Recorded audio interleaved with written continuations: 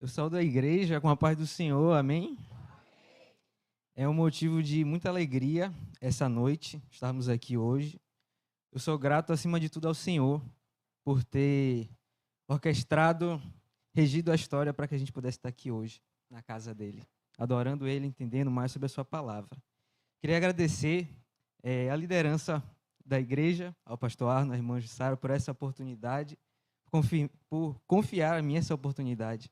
Sou muito grato a vocês, que Deus os abençoe muito, poderosamente. E sou grato também...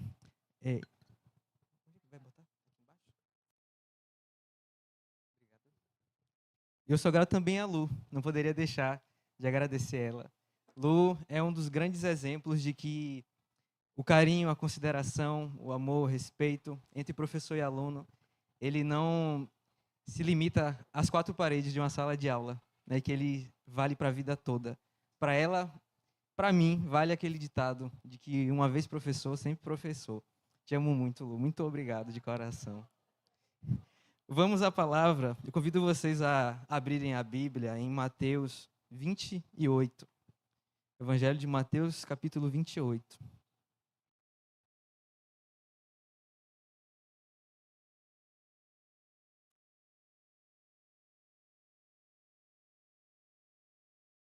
Amém?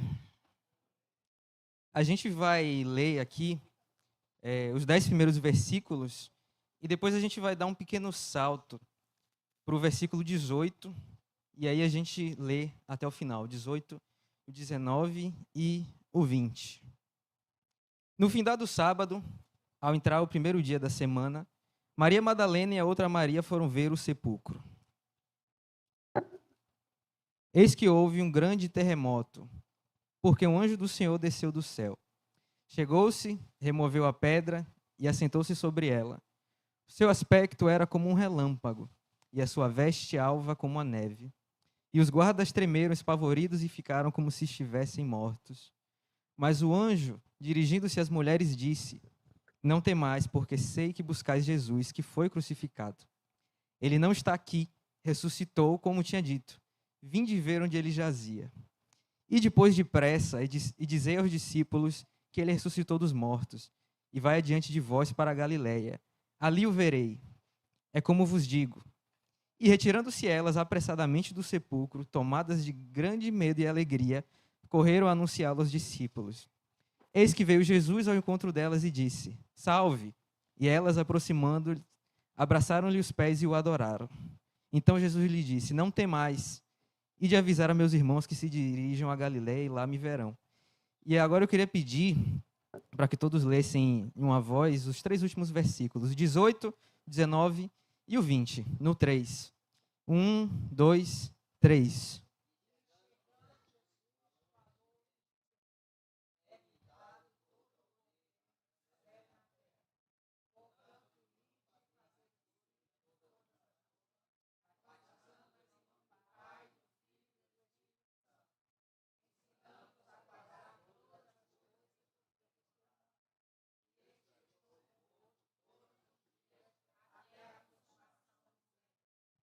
Amém. Senhor, te agradecemos, Pai, por esse momento. Quão precioso, quão rico é estar em sua casa. O salmista diz: Alegrei-me quando disseram, vamos à casa do Senhor. E aqui estamos para aprender mais a respeito da sua palavra novamente. Eu te peço, Senhor, que o Senhor me use, que eu seja instrumento em suas mãos, Deus. Que não seja eu falando aqui, mas que seja o Senhor falando através de mim. Comunica, Senhor, ao teu povo o que o Senhor quiser, Senhor, o que te apraz falar, Deus. Que o seu Santo Espírito visite os nossos corações, nos convença, fale conosco, Deus, e nos revele tudo o que o Senhor deseja que seja revelado. Que eu te peço, em nome do Senhor Jesus Cristo. Amém. Bom, irmãos, essa passagem eu acredito que muita gente aqui, ou todo mundo conheça, né, principalmente os 3 últimos versículos, que são os versículos que a gente chama de a grande comissão. Mas é importante a gente entender o contexto, o que aconteceu antes, e o que estava havendo aqui quando Jesus disse isso aos seus discípulos. Aqui a gente tem uma das primeiras, se não a primeira, ação de Jesus após a sua ressurreição, que para nós, sem dúvida, é o acontecimento mais importante da nossa história. A Bíblia nos ensina que se Jesus não ressuscitou, a nossa fé é em vão. Mas nós cremos no Deus, no Jesus ressurreto, no Jesus vivo. E isso é o mais importante. A ressurreição de Jesus, sem dúvida, é a base da nossa fé. E ela representa, nesse contexto, e também no nosso contexto de hoje, uma grande quebra de expectativa para muita gente. Aqui a gente tem Jesus, após ressuscitar, confirmando ser quem ele de fato dizia que era, confirmando ser o próprio Deus, confirmando ser aquele que era o escolhido de Deus, o Messias. A gente vê ele agora apresentando um reino, o seu reino, e ele mesmo ditando as regras, por assim dizer. Ele mesmo dizendo como deveria ser, quais eram os seus termos. E esses termos dele, que ele apresenta aqui nessa passagem, eles quebram a expectativa, porque aqui nós temos o reino de Deus sendo apresentado como um reino sem fronteiras. Não tem fronteiras geográficas, não tem fronteiras étnicas nem culturais. E essa é uma questão importante. Por quê?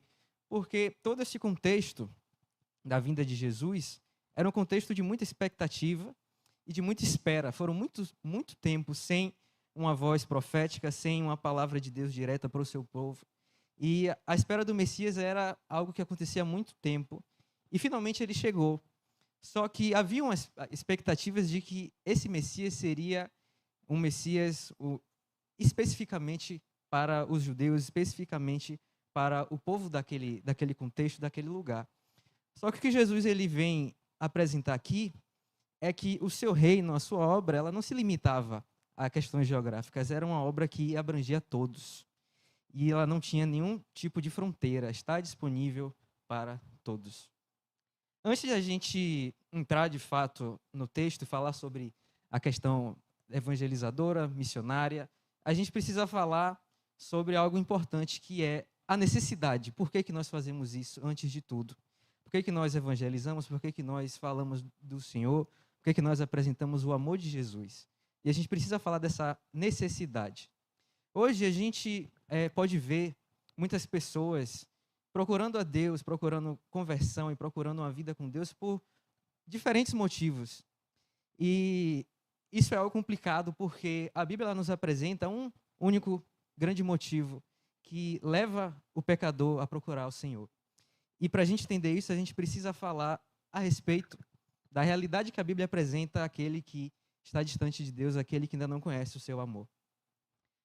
Desde o Éden, a Bíblia ela nos ensina que o pecado ele se transmite, ele está presente no ser humano quase como uma doença presente no DNA e que nenhum ser humano está imune, ou seja, é transmitido a todos. E uma doença que ela progride e se não for parada leva ao pior destino possível, que é a morte. E a Bíblia ela apresenta diferentes descrições desse estado do ser humano em relação ao pecado, e diferentes descrições que mostram quão essa questão do pecado no ser humano é horrível e tenebrosa.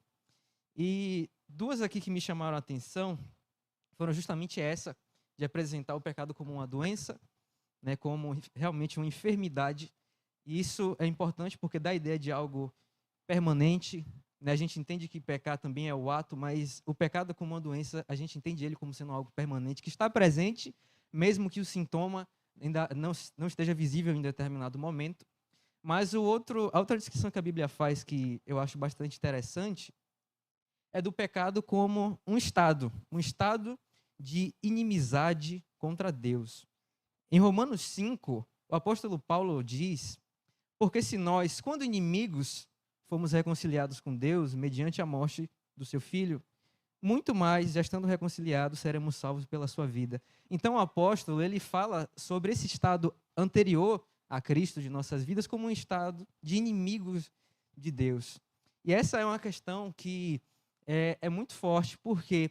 Porque aquele que é inimigo de Deus, ele é inimigo de alguém perfeito. Ele é inimigo de alguém bondoso, de alguém justo, de alguém que é absolutamente completo em todos esses atributos, em todos os atributos bons. E você ser inimigo de alguém assim significa absolutamente que você está errado, que você está com algum problema, que algo não está certo em sua vida. Porque de Deus não vem nada de errado, de Deus não vem nenhuma mentira, nem nada que não é justo. E se nós nos colocamos contra Ele, então com certeza o problema está em nós. Porque também, aquele que é inimigo de Deus, é inimigo de alguém que o ama profundamente, que se despiu de sua glória, que se fez maldição, sofrendo uma morte terrível para o salvar. Essa é uma questão importante, porque aquele a quem o ser humano que vive em pecado está contra, é justamente a pessoa que mais o ama nesse mundo. É justamente a pessoa que fez tudo por ela, a pessoa que não precisava, não era obrigado a fazer nada do que fez, a se humilhar, a sofrer tanto para salvá-lo, mas fez. E essa é a pessoa a qual o pecador está contra. E também porque, e essa é uma questão importante também, aquele que é inimigo de Deus, ele é inimigo de alguém capaz de aplicá-lo o pior sofrimento possível. A Bíblia diz que Deus é aquele que é capaz de matar o corpo e lançar a alma no inferno. Ou seja, o Senhor ele é tardio em irar, mas a ira do Senhor ela é implacável. E aquele que é inimigo do Senhor, ele está sempre nessa trajetória, sempre como alvo da ira. E quando o Senhor decidir que seja o tempo, a chance acabou. E por que a gente precisa falar desse estado do homem perante Deus? Porque é justamente essa compreensão que nos leva a Cristo. Calvino, ele dizia que enquanto não sentimos nossa miséria e nossa doença, jamais desejaremos o remédio que Cristo nos oferece. Agostinho disse que o primeiro passo para a cura é reconhecer a doença. Ou seja, o único motivo, o verdadeiro motivo que leva o coração do pecador a voltar-se ao Senhor é compreender o seu estado, é compreender a sua necessidade, saber que precisa de Deus.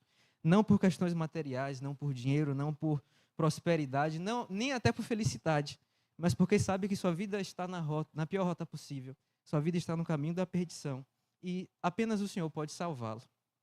Davi, no Salmo 51, talvez o salmo de lamento mais conhecido da palavra, ele diz: pois eu conheço as minhas transgressões e o meu pecado está sempre diante de mim. Pequei contra ti somente, e fiz o que é mal perante os teus olhos. A gente vê aqui, Davi ele está falando do seu pecado, da questão contra Batseba, né? E a gente poderia dizer que Davi ele pecou contra Batseba, que Davi pecou contra o seu filho, pecou contra Urias, que morreu. Mas Davi ele é enfático aqui quando ele diz: pequei contra ti somente. Davi tinha o discernimento, a consciência de que, independente de contra quem havia sido o seu pecado, o maior ofendido sempre é Deus. E essa é a realidade de todo o pecado. Não importa contra quem seja, a pessoa mais ofendida sempre vai ser o Senhor. Porque o Senhor ele é bom, ele é justo, ele é completamente bondoso. E tudo aquilo que é mal é sempre contra ele. Então Davi, ele com essa consciência, ele foi perdoado. Ele se arrependeu. E nós sabemos que a vida de Davi, depois desse perdão, depois desse arrependimento, ela foi uma vida de grandes vitórias, de grandes sabedorias, mas sobretudo de proximidade com Deus. E é isso que causa o nosso arrependimento, a gente entender a nossa situação com Deus e a gente procurar perdão, porque sabe que não há outro caminho a não ser o Senhor. Então a gente vê aqui essa consciência de quem sabia o que tinha feito. Foi através desse arrependimento que ele alcançou o perdão. E é assim que a gente chega à nossa informação mais importante a respeito disso. É que, tratando o pecado como uma doença, o Evangelho de Jesus é o único remédio que cura essa doença. A Bíblia nos fala em 1 João que quem pratica o pecado procede do diabo, porque o diabo vive pecando desde o princípio. E ainda em 1 João, a palavra do Senhor nos diz que sabemos que todo aquele que é nascido de Deus não vive em pecado. Antes, aquele que nasceu de Deus o guarda e o maligno não lhe toca. Então a gente vê aqui que a palavra do Senhor, o seu evangelho é um remédio eficaz. E não só um remédio eficaz, é o único remédio eficaz para aquilo que o ser humano mais precisa, que não é natural, que não é físico, que não é nessa nossa realidade carnal, mas é espiritual. E é importante a gente entender isso, porque a gente vê muitos problemas que decorrem do pecado nesse nosso mundo, e a gente vê muitas propostas de solução. A gente vê questões sociais, soluções políticas, soluções psicológicas, e elas graças ao Senhor, elas ajudam em parte, e a gente vê que realmente minimiza, né, o Senhor, através de sua graça, permitindo com que esse mal no mundo ele seja minimizado. Mas a gente sabe que isso não resolve, que essas não são as soluções, não é nada que o ser humano possa construir, não é nenhuma estratégia humana, mas é somente algo que vem do alto, algo que vem do Senhor, que resolve o problema do coração humano. E aí, entrando no texto, a gente percebe aqui algumas questões importantes. E antes de tudo, a gente precisa considerar que a vida cristã, ela é uma vida inevitavelmente missionária. A gente não pode separar essas duas coisas. É como ferro e ferrugem, a gente não pode separar. E a gente percebe, quando a gente entende o Evangelho do nosso Senhor Jesus, que é de sua essência, é da essência do Evangelho ser anunciado. Spurgeon, certa vez, ele afirmou que todo cristão ou é um missionário ou é um impostor, mostrando que isso não pode ser separado. O cristão, ele precisa anunciar as boas novas do Evangelho. E aqui eu acho interessante o exemplo das Marias, nessa nossa passagem, quando elas encontraram o anjo, e o anjo disse: não temais, porque sei que buscais Jesus que foi crucificado. Ele não está aqui, ressuscitou como tinha dito, vinde ver onde ele jazia.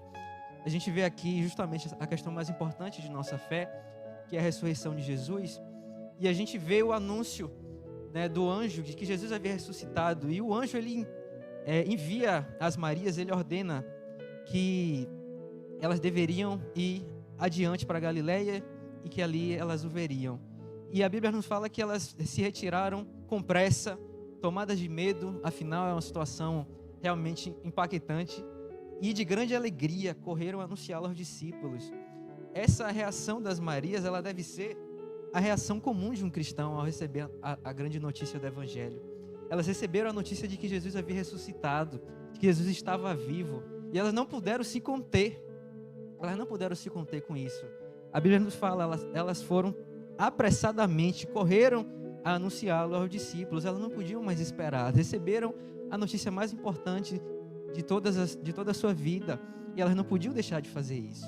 Então a gente entende que a vida do cristão, ela é missionária, ela precisa ser uma vida em direção ao próximo para anunciar o amor do nosso Senhor. E sabe que a mensagem da cruz, ela é urgente, porque todo aquele que foi tocado pela mensagem da cruz, aquele que recebeu o perdão de Jesus, um dia ele esteve nessa mesma condição, como um pecador, inimigo de Deus, e sabe que é urgente levar a palavra do Senhor adiante. É como uma grande pandemia, e nós somos os capacitados a Deus a levar o remédio pelo mundo. E se nós temos amor à vida do nosso próximo, então a gente faz isso, porque a gente quer ver vidas salvas, vidas entregues ao nosso Senhor.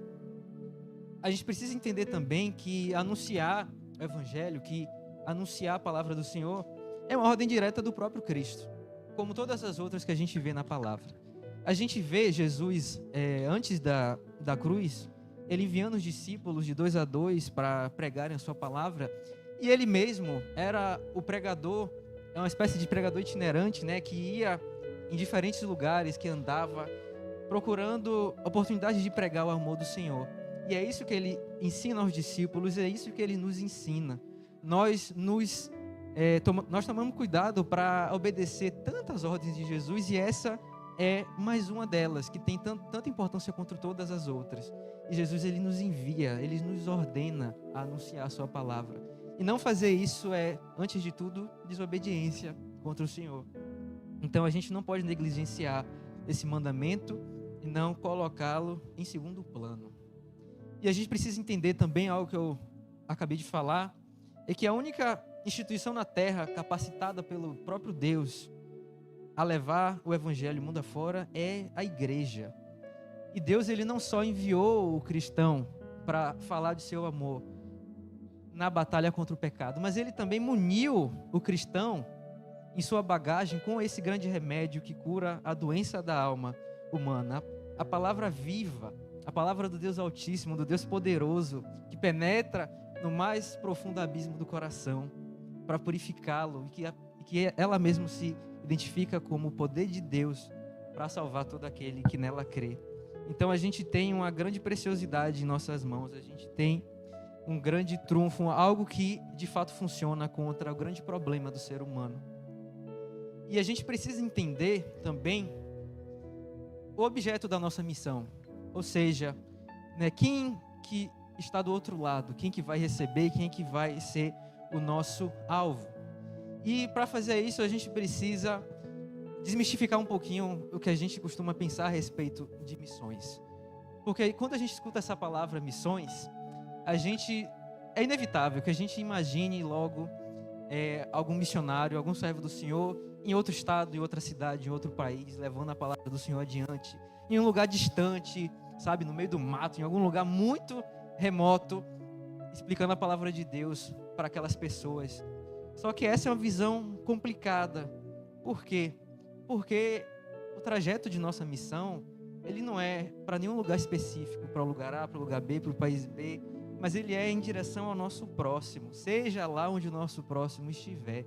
E o nosso próximo está em lugares distantes precisando do nosso Senhor, mas ele também está aqui, perto de nós, ao nosso redor. E essa é uma compreensão importante, porque às vezes a gente entende missão como isso, como sair, e a gente ora, Senhor, que o Senhor abençoe os missionários, aqueles que pregam a sua palavra, mas nós mesmos somos convidados e ordenados a fazer isso. E se nós não fazemos, nós não estamos entendendo corretamente o que é evangelizar, o que é levar a palavra do Senhor adiante.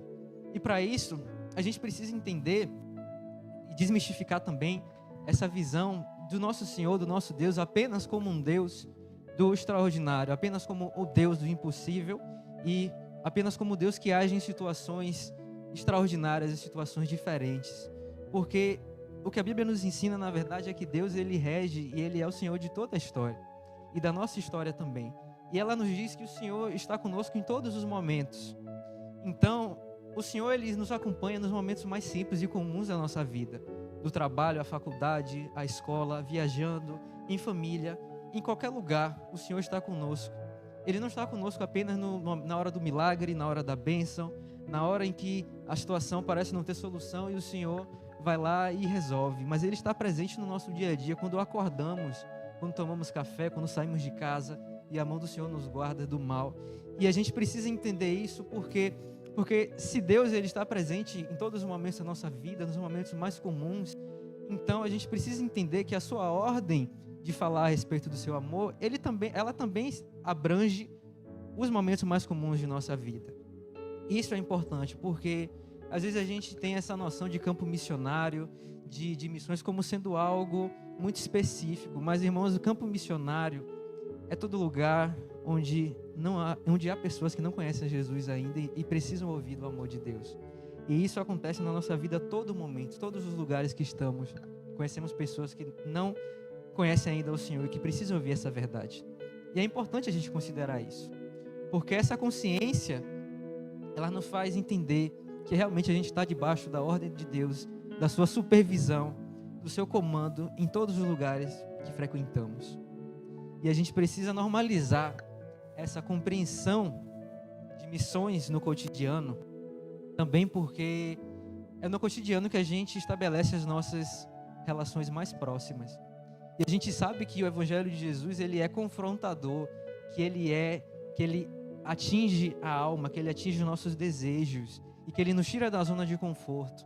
E muitas vezes a melhor posição em que a gente pode estar para falar de Jesus para o nosso próximo é a posição mais próxima possível, para que aquela pessoa entenda que a gente não está falando por falar, não está falando por um simples convencimento, mas está falando porque nós o amamos, nos preocupamos com a sua alma, com a sua vida, com o seu destino, e sabemos que só o Senhor é o caminho.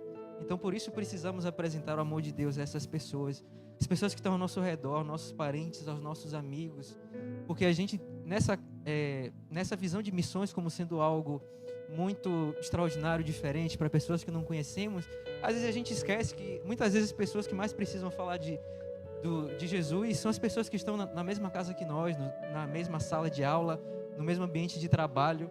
E se a gente não tem essa visão, são vidas que acabam não escutando falar do Senhor e que não têm a oportunidade de conhecê-lo e de serem salvos por Ele.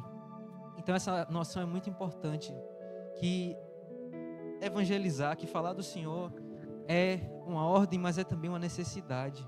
Um dia, esse tipo de pessoa que ainda não conhece Jesus fomos nós um dia. E o Senhor nos alcançou através de outra pessoa. E por isso nós sabemos que é importante, que nós não podemos ficar calados, que nós não podemos ver o mundo ir em rumo à perdição, para longe do Senhor, e a gente que tem aqui a maior arma, o maior remédio contra isso, é a gente ficar calado, omisso. Uma vez eu ouvi uma frase em uma pregação a respeito de missões, que dizia que a gente precisa tomar cuidado para que a grande comissão não se torne a grande omissão. Então, a gente não pode ser omisso nessa hora, porque o Senhor, Ele nos chama e a necessidade, ela é evidente. O pecador precisa conhecer a Deus, o pecador precisa se arrepender do seu caminho, e nós estamos com a autoridade dada por Jesus a levar esse remédio adiante. E a gente precisa entender, em meio a toda essa questão de evangelização no mundo em que nós vivemos, que o mundo em que nós vivemos, ele abomina o Senhor, porque ele é tomado pelo pecado. Mas a nossa segurança, que nos dá a coragem necessária para seguir em frente, é a companhia e a presença do próprio Jesus, que diz: eis que estou convosco todos os dias, até a consumação do século. O pecado, ele é muito poderoso, mais poderoso do que nós, mas aquele que habita em nós, ele vence o pecado. Aquele que habita em nós, ele é poderoso e ele tem todo o poder e autoridade para livrar o pecador do pecado. E essa é uma consciência que nos encoraja, porque a gente sabe que o verdadeiro evangelho de Jesus, ele sempre sofreu e sempre sofrerá oposição. Como eu disse, ele é confrontador, ele atinge o ser humano na sua zona de conforto. Ele faz com que o ser humano deixe coisas que antes lhe agradavam, que antes lhe traziam prazer, mas que agora, com o sentimento de que isso é errado, agora o faz largar. Mas é uma batalha difícil. E o ambiente secular, ele é um ambiente perfeito para o pecador. Ele é um paraíso. É um ambiente onde o pecador pode viver em paz consigo mesmo, em paz com o seu erro, em paz com as suas práticas, onde ele não tem necessidade nenhuma de mudar. E ninguém, pela carne, quer sair dessa zona de conforto.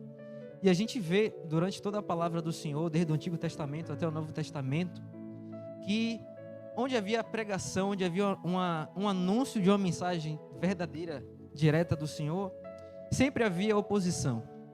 Nos tempos de Jeremias, o Senhor, ele trazia uma mensagem de condenação ao seu próprio povo, uma mensagem de arrependimento, chamando o seu povo ao arrependimento. E a gente via que o povo de Deus era quem rejeitava. A gente via que o povo de Deus desprezava essa mensagem e preferia ouvir os falsos profetas que pregavam a paz sem arrependimento, que pregavam a paz sem haver paz. E não é muito diferente dos dias de hoje. E nunca foi diferente disso. Essa sempre foi a realidade. A palavra de Deus confrontando e pessoas que não têm a presença do Senhor, falsos profetas pregando paz, nenhuma necessidade de arrependimento, de mudança, sendo que isso distorce, é totalmente contra o que o Senhor nos ensina.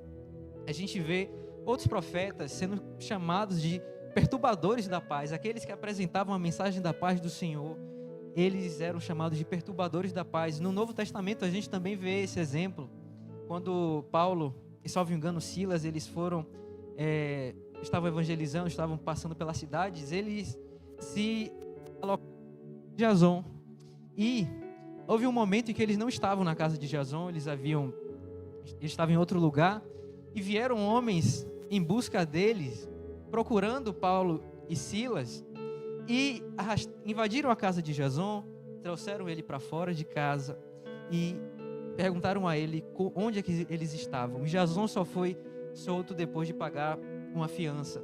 Então a gente vê que quando isso acontece, os homens que invadiram a casa de Jason procurando Paulo e Silas, chamaram Paulo e Silas de perturbadores da paz. Paulo e Silas, que anunciavam o evangelho de Deus, o evangelho da paz, eram chamados por pessoas que invadiram a casa o procurando, arrastaram o dono da casa para fora, ao ponto de que por pouco o dono da casa não conseguia ser salvo dessa situação, mas os perturbadores da paz eram aqueles que apresentavam a mensagem de Deus.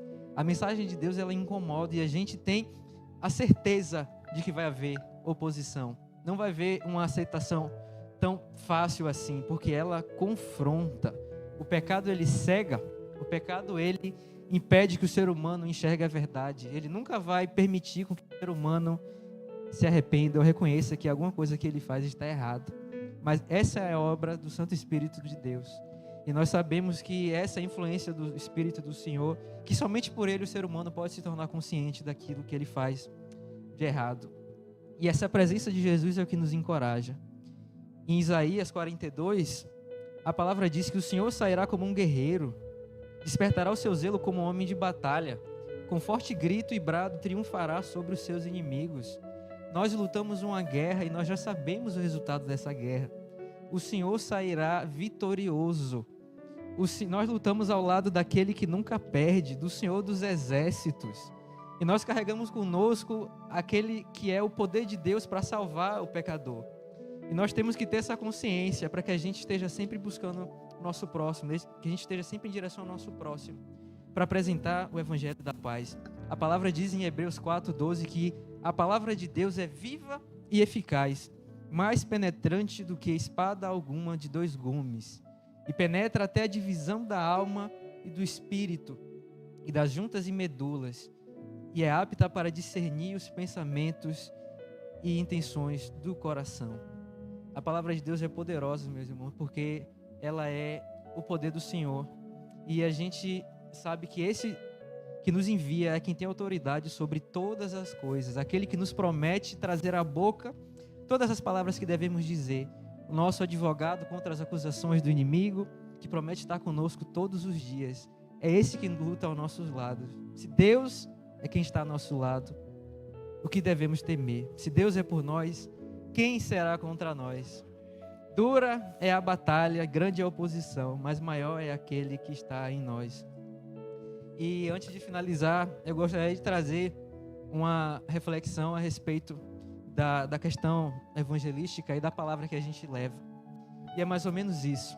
A gente não costuma dar tanta atenção e crédito a uma espada quanto damos aos braços do guerreiro que sustenta ela. Mas esse não é o nosso caso, porque a espada que nos foi dada é a espada do Espírito.